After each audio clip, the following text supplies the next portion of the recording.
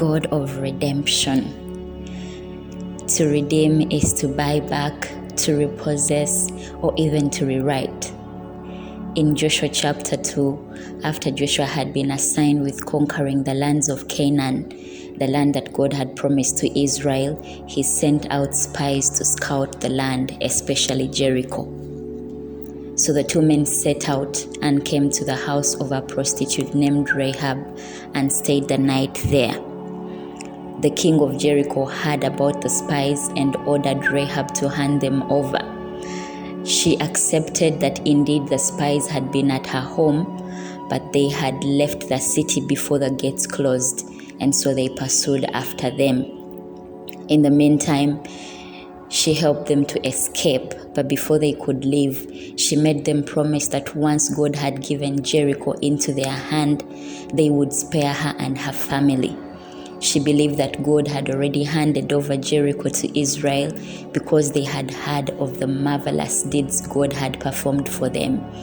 And so they agreed and went on their way. Finally, when God handed over Jericho to Israel, he remembered Rahab's faithfulness and spared her and her family.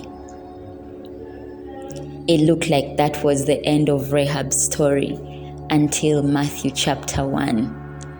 Matthew 1 talks about the lineage of Jesus the Messiah, a descendant of David through Abraham.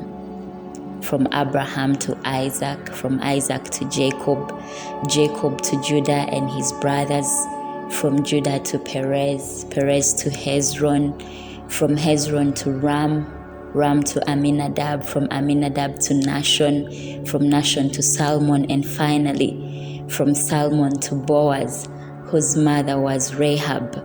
Boaz was the father of Obed, who was the father of Jesse, who was the father of King David.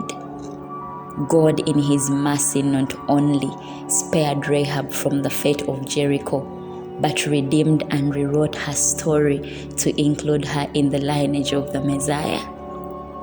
Sometimes it feels like our stories have come to an end.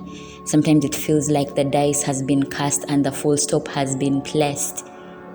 But God does remember faithfulness. As he did it for the case of Rahab, God still holds in his hand the power to redeem and the power to rewrite stories.